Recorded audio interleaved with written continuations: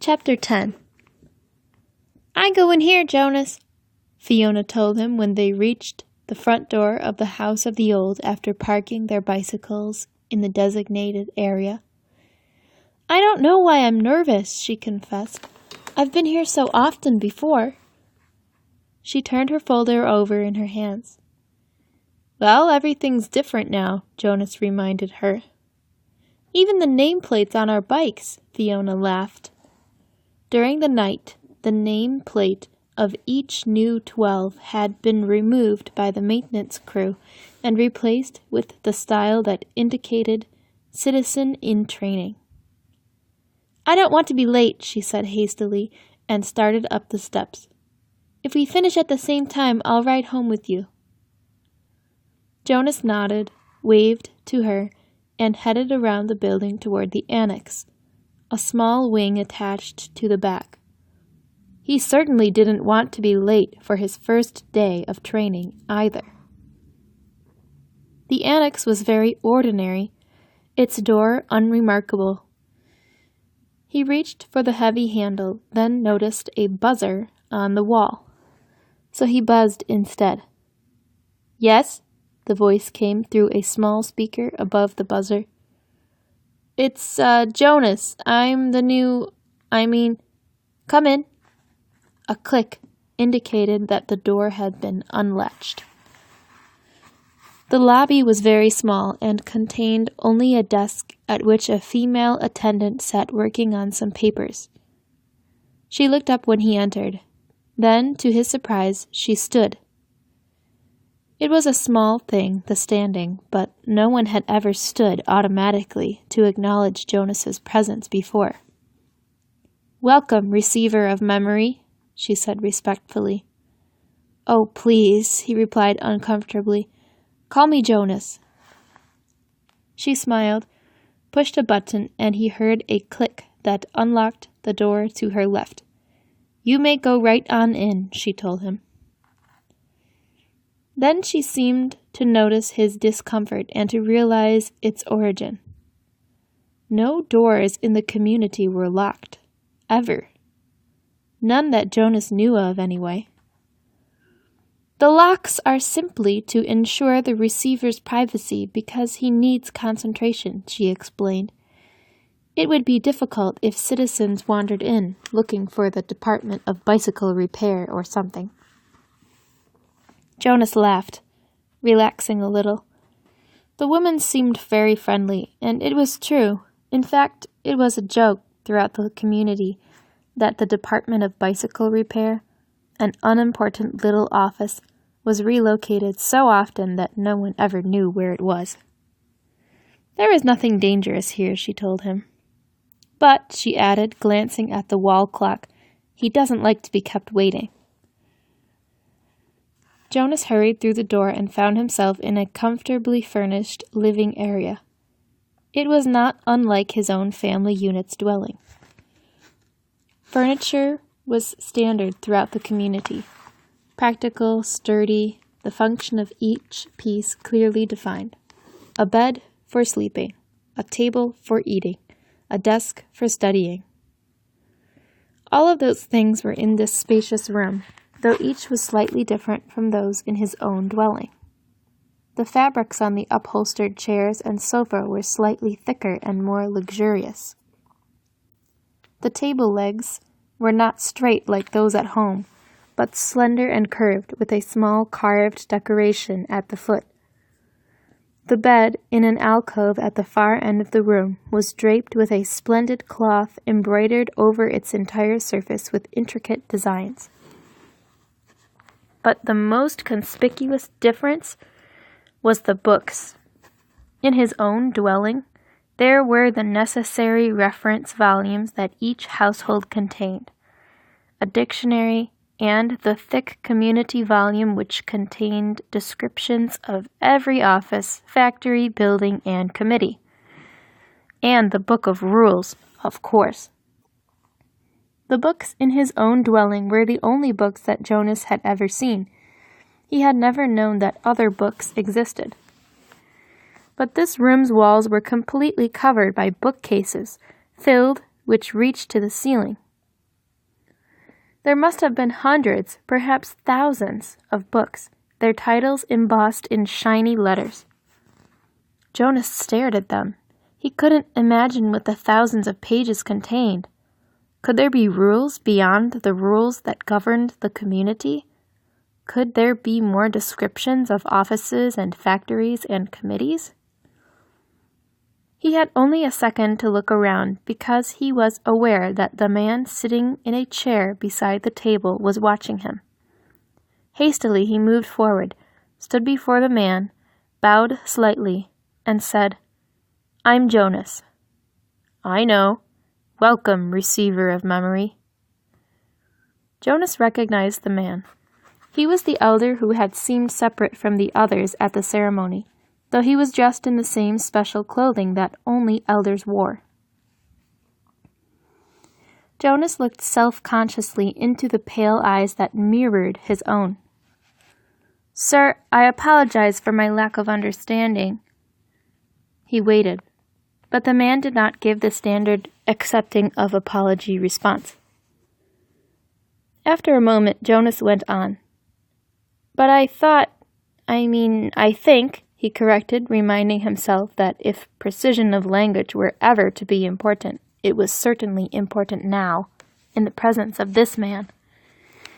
"That you are the receiver of memory. I was only selected yesterday. I'm not anything at all. Not yet." The man looked at him thoughtfully, silently. It was a look that combined interest, curiosity, concern, and perhaps a little sympathy as well. Finally he spoke.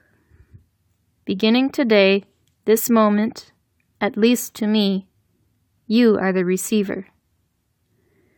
I have been the receiver for a long time, a very, very long time. You can see that, can't you?" Jonas nodded. The man was wrinkled, and his eyes, though piercing in their unusual lightness, seemed tired. The flesh around them was darkened into shadowed circles. "I can see that you are very old," Jonas responded with respect. The old were always given the highest respect. The man smiled. He touched the sagging flesh on his own face with amusement. "I am not actually as old as I look," he told Jonas. "This job has aged me. I know I look as if I should be scheduled for release very soon, but actually I have a good deal of time left. I was pleased, though, when you were selected. It took them a long time. The failure of the previous selection was 10 years ago, and my energy is starting to diminish. I need what strength I have remaining for your training. We have hard and painful work to do, you and I." "Please sit down," he said, and gestured toward the nearby chair. Jonas lowered himself onto the soft-cushioned seat. The man closed his eyes and continued speaking. "When I became a 12, I was selected as you were. I was frightened, as I'm sure you are." He opened his eyes for a moment and peered at Jonas, who nodded. The eyes closed again. "I came to this very room to begin my training. It was such a long time ago. The previous receiver seemed just as old to me as I do to you. He was just as tired as I am today." He sat forward suddenly, opened his eyes, and said, "You may ask questions. I have so little experience in describing this process. It is forbidden to talk of it." "I know, sir. I have read the instructions," Jonas said. "So I may neglect to make things as clear as I should." The man chuckled. "My job is important and has enormous honor, but that does not mean I am perfect, and when I tried before to train a successor, I failed. Please ask any questions that will help you." In his mind, Jonas had questions. 1,000. a million questions. As many questions as there were books lining the walls. But he did not ask one, not yet. The man sighed, seeming to put his thoughts in order. Then he spoke again. Simply stated, he said, although it's not really simple at all, my job is to transmit to you all the memories I have within me. Memories of the past. Sir, Jonas said tentatively, I would be very interested to hear the story of your life and to listen to your memories. I apologize for interrupting, he added quickly. The man waved his hand impatiently. No apologies in this room. We haven't time. Well, Jonas went on, uncomfortably aware that he might be interrupting again. I am really interested. I don't mean that I'm not, but I don't exactly understand why it's so important. I could do some adult job in the community, and in my recreation time I could come and listen to the stories from your childhood. I'd like that. Actually, he added, I've done that already, in the house of the old. The old like to tell about their childhoods, and it's always fun to listen. The man shook his head. No, he said. I'm not being clear. It's not my past, not my childhood that I must transmit to you. He leaned back, resting his head against the back of the upholstered chair. It's the memories of the whole world, he said with a sigh. Before you, before me, before the previous receiver, and generations before him. Jonas frowned. The whole world? He asked. I don't understand. Do you mean not just us? Not just the community? Do you mean elsewhere too? He tried in his mind to grasp the concept. I'm sorry, sir, I don't understand exactly. Maybe I'm not smart enough. I don't know what you mean when you say the whole world or generations before him. I thought there was only us. I thought there was only now. There's much more. There's all that goes beyond, all that is elsewhere, and all that goes back and back and back. I received all of those when I was selected, and here in this room, all alone, I re-experience them again and again. It is how wisdom comes, and how we shape our future. He rested for a moment, breathing deeply. I'm so weighted with them, he said. Jonas felt a terrible concern for the man suddenly. It's as if... The man paused, seeming to search his mind for the right words of description. It's like going downhill through deep snow on a sled, he said finally. At first, it's exhilarating. The speed, the sharp, clear air. But then the snow accumulates, builds up on the runners, and you have to push hard to keep going. And he shook his head suddenly and peered at Jonas. That meant nothing to you, did it? He asked. Jonas was confused. I didn't understand it, sir. Of course you didn't. You don't know what snow is, do you? Jonas shook his head. Or a sled? Runners? No, sir, Jonas said. Downhill? The term means nothing to you? Nothing, sir. Well, it's a place to start. I've been wondering how to begin. Move to the bed and lie face down. Remove your tunic first. Jonas did so, a little apprehensively. Beneath his bare chest he felt the soft folds of the magnificent cloth that covered the bed.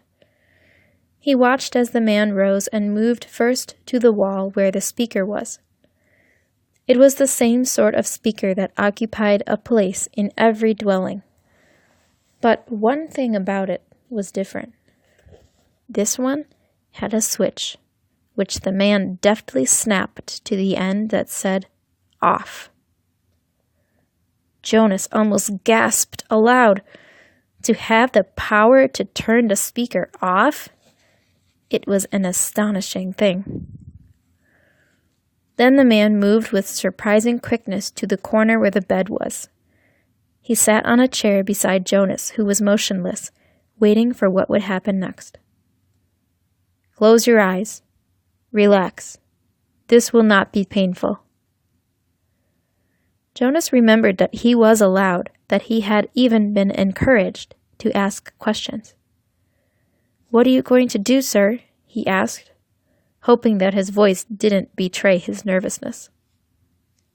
"I am going to transmit the memory of snow," the old man said, and placed his hands on Jonas's bare back.